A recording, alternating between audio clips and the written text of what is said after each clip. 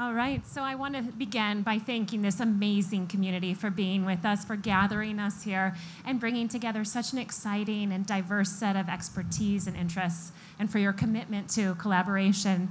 And with that spirit in mind, I want to pick up where Sebastian left off about technology as an accelerator, and thinking about the role of technology, innovation, and AI in particular, to connect to outcomes that we together care about collectively: freedom, democracy, the potential for governance to meet the needs of the people, and for rights. Right? So I want to start by asking both of our distinguished panelists and experts about how you see big picture, blue sky vision for the potential of technological innovation to shape and foster freedom, democratic values, and practice, and also how you see beyond blue sky vision, what are the concrete kind of applied applications that you see for the here and now? So Soumitra, I'm going to begin with you, and then we'll move to Keren. Thank you. Thank you so much. And I must say, this is my... dramatic effect. Well, this is my first Bliss also, so I'm, absolutely amazed by what I've seen, experienced, what I'm experiencing. And I'm very grateful to also Alvaro and Tim and the whole Reynolds Foundation team for including me in this great event. The first thing I want to mention is that there's a lot of talk of technology, which is all very correct, because technology clearly is one of the most important forces affecting and changing our lives. But it is very important to make one clear sort of position correct, is that technology inherently is not good or bad. It's the way we choose to use technology that makes it good or bad. Think of planes. Planes are great for travel. They can also be used in negative ways. We saw in 9/11. Think of drones. Great for agriculture advances, also bad for warfare. Similarly, if you look at, for example, AI is not inherently good or bad. AI can be good or bad depending on how you want to use it. And a lot of discussion on bitcoins earlier, bitcoins and similar technologies that were framed as freedom technologies. But the reality is that Bitcoin is also good for dictators. Let's not forget that. Okay, so Bitcoins can be used for dictators too, and for freedom, for empowering individuals. So fundamentally what it comes down to is that you have to actually make a choice. And the question is, who is making the choice and based on what values? So fundamentally what I think is critical technology is not the technology. The technology will keep on progressing, and you cannot really stop the progress. I don't think it's an issue in terms of computing speed or open source or whatever you want to call in technology bucket. It's much more about the values that we as society use in deciding how to use technology. Thank you so much. Excellent. Keren. So, what an inspiring summit. Thank you so much for having me. This is my first time, and this is really incredible. Each session is better than the other. And so people ask me, are you optimistic about AI or pessimistic? And I tend to say about myself, to borrow Madeleine Albright's phrase, I'm an optimist who worries a lot. And I think it's a healthy attitude to have. About this as well. It's really interesting. We don't really have much of a debate about this. It's people kind of talking past each other, and they have very, very strong views about the power of an eye and relationship to democracy. It's either that it's, the doomers think about all the bad things that could happen, and then there are optimists who highlight only the positive. And I think it's interesting that we, as human beings, need this kind of reach this cognitive closure about how we feel about AI, even though we're not really understanding. Many of us don't really understand yet the implications that it could have. So obviously, if you think about the relationship between AI and democracy, of course, there's tons that is going to be positive, and that we all need to, feel good about what this could look like. If you look at our bureaucracies, yes, they are slow, and they could really use AI to become much more efficient, to process data much faster. There's opportunities for more transparency, for greater participation of citizens, because the information is so accessible. There is a lot that we see already happening in Taiwan, for example, of how they're using digital technology and AI to get greater participation and input from citizens in real time. We have faculty at Columbia University doing work in Sierra Leone and showing how chatbots are actually much less expensive for people than using the web. And that leads to lots of economic advantages. And so there's a lot that is tremendously promising. And even think about education. We just talked about it. And Reid Hoffman just wrote in his book, like, what if it could really help create more equal access to education? If you have all of a sudden each kid could have a tutor that is, the way he puts it, is as smart as Leonardo da Vinci and as empathic as Big Bird, right? How amazing that is going to be for everybody. So great promise. At the same time, we need to be really, really careful and not say alarmed, but worried about some of the things that we're seeing. We know that the algorithms can be extremely biased, but we don't fully understand in what way. We're just beginning to learn the implications of this. We see tremendous amount of misinformation that is now on steroids. That actually crowds out participation. We talked to a lot of women who are parliamentarian who don't want to run for office because they're viciously targeted by deepfakes in a different way than when men run for office. And we know that there is the possibility of this AI being controlled by authoritarian regimes. So the big question is not so much of is it good or is it bad, but how are we going as society, and this is where the role of the universities are going to be critical, in not just studying this, but understanding how the research, how the convening around this, how what we learn about this in real time can empower both young people, entrepreneurs, policymakers, civil society to do this better. And we have actually, at Columbia, at the School of International Public Affairs, we looked at this and said, we have to be a player. We cannot be, in the luxury of being in an ivory tower just doing the research. We have to engage with the world on this. And so we created a democratic resilience program at the school, and that has a big emphasis on understanding this technology, the implications of it. How do we use it? How do we build this? How do we create this AI technology that is built on democratic values and promotes well-being? And how do we talk, with different sectors to try to explain what might be coming, how to prepare for this, and have the research to back this action?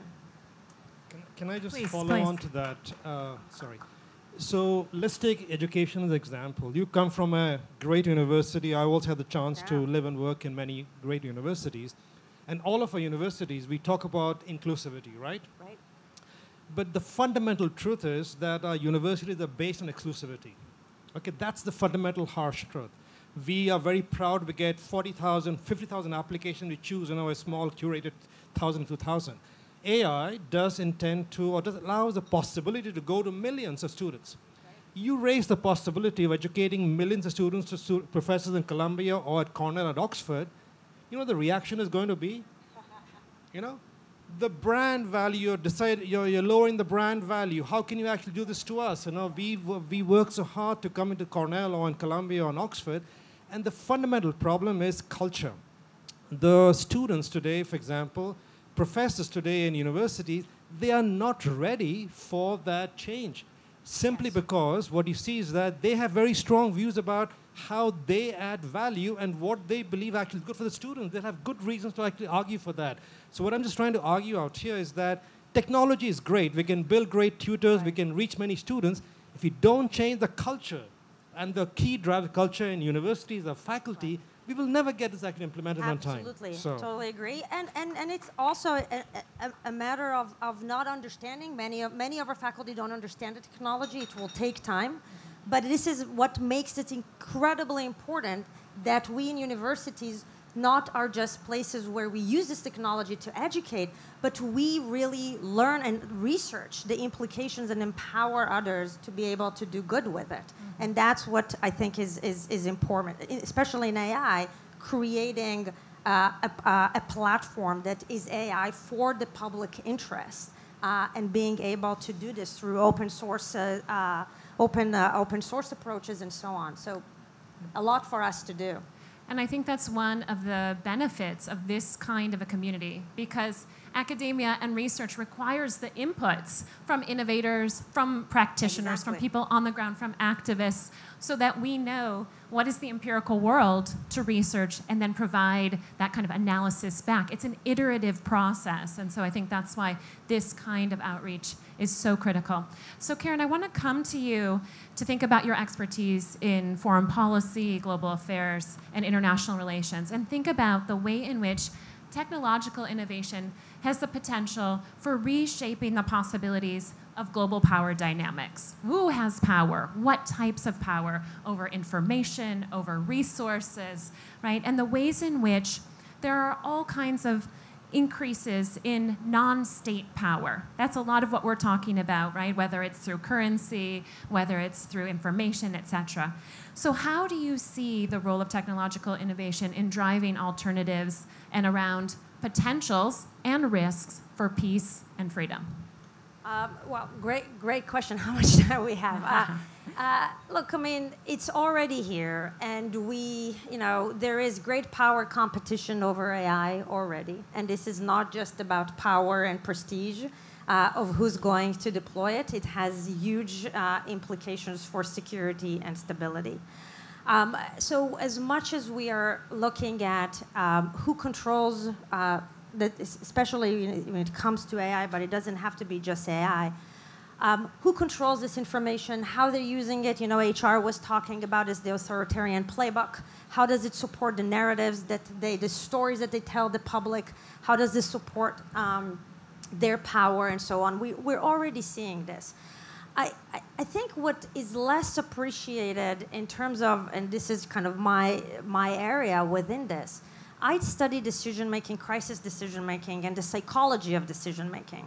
And you're trying to think about how AI is going to affect leaders who are sitting in a situation room now. And what does it do to uncertainty in real time when we are talking about conflict? And we're talking about conflict between great powers with great capabilities. How are they going to manage this uncertainty that now comes with the power of AI and how it could affect decision making? So usually what we are probably going to see is that we're going to see technology that is going to multiply the number of crises we're going to see. But it's going to increase exponentially the time that leaders have to make decisions. And what is it going to do to the decision makers in the room having to make critical decisions about the use of force, for example?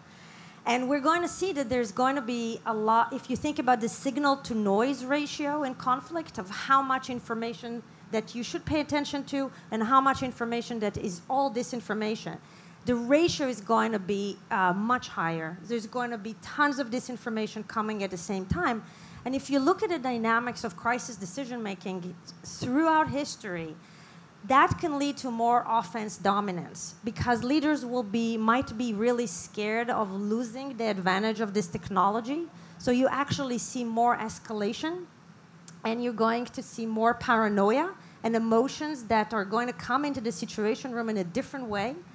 And so what we don't want to happen is we don't want to be in this experiment in real life for the first time when it's actually in the situation room. We need a lot of knowledge and research and simulations to try to understand how policymakers are going to interact with this in the situation room, in crisis situation, but also then how it affects the ecosystem, the information ecosystem that will generate societal reactions even during crisis. So the cost of war and peace is definitely different. In what way exactly? That's the job that we have. That's our work.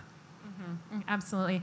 So, Soumitra, I want to come to you and think about the role of investment, the financial side of this technological innovation, and how do you think the role of investors can and should shape, as you were saying, the technology itself is neutral. So how can the investors and investment shape the potential of tech in one direction or another? How can we drive societal change while promoting freedom? Yeah, so every year I produce something called the Global Innovation Index, published by United Nations. It just looks at innovation happening around the world. one of the interesting statistics you find is that if you look at the total amount of R&D being done in the world, two countries dominate it, essentially US and China. So the bar graphs are like huge, and then the rest of the countries are like minuscule. Okay, you have a little bit of UK, a little Switzerland, and the rest of basically is minuscule. What that means fundamentally is that for the rest of the world, it's a big question. For all of Latin America, all of Africa, all of Asia minus China, it's a big question mark in terms of what influence do you really have on direction technology? And I would argue very little. That's the reality. The reality right now is two countries are deciding the future of technology for us with very different value systems behind it. And it's a question of choice in terms of how do you actually either align yourself or you either, in fact, for example, choose or you don't make choices and you're sort of driven by the forces out there around you. Europe, for example, has a big problem. Latin America has a big problem. There's no R&D happening out here. If you look at, for example, China, we talk about DeepSeek. The reason China succeeded at DeepSeek and not India is because India doesn't do R&D. China does much more R&D. There is a base of knowledge that China has on which you can leverage. So what I talk about really in terms of direction technology, I think the rest of the world has to wake up to the fact that just adopting technologies from America and China may not be the best solution for their own regions and own countries, and there's no other solution out here because technology is progressing, and the fact is either you get on the train with more R&D or you don't. And if you don't, you will be at a disadvantage for sure. Excellent. So I want to wrap up with just a 1-minute response from each of you. But how can we think about mitigating the uncertainties, the risks, the downsides, and to shift this potential towards the positives? So we took a very proactive approach at Columbia, at the School of International Public Affairs, thinking about that this is an area where, again, we need to intervene and we need to be in conversation and engaging with people like you here, who are bring a lot of knowledge and practical knowledge. So specifically on AI, we decided to take the approach that at the initiative, at the Tech Policy Initiative, is that we want to accelerate the growth of AI, but we want to do this with real safeguards in place. And so it kind of means for us 3 things that we're looking at. In the immediate stage, like we're looking at interventions to make AI more safe and have more, trust and safety built into those machines, like the platform moderations and others. And we work with the tech industry and with policymakers to do that. I think the next step is to really have a definition of what is open source AI. People say this, but there's no agreement about what it is, how it should look like, and so we've become a really good convener of, again, different stakeholders, because you have to have a many stakeholders around the table working on this. So that is in the second phase, like really define what open source is, what it should be, and then really do the research to detect, to be able to grow this. But be able to detect this kind of early warning signs and be able to do something about it, to alert, to kind of convene and so on. So really identifying the threat. So we have a very proactive approach that, people say about universities many things, but I think we can get shit done too. So that's hopefully, right? I mean, we have to be a player, and that's what we're doing. It's a very hands-on approach, and we're very proud of it. Thank you. Soumitra? Yeah, so I do believe that governments play a very important role in the future of AI.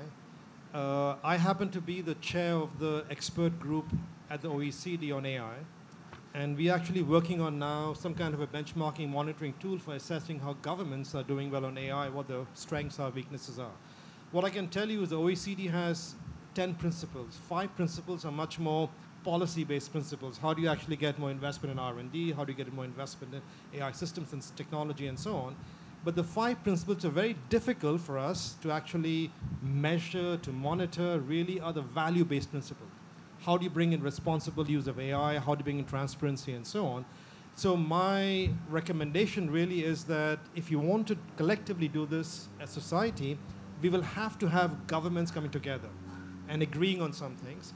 And the hardest things will be to agree on all these values. The values essentially are the most complex part of technology debate.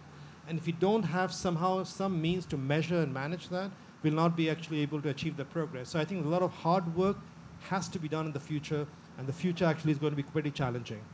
Thank you so much for that. Thank you all.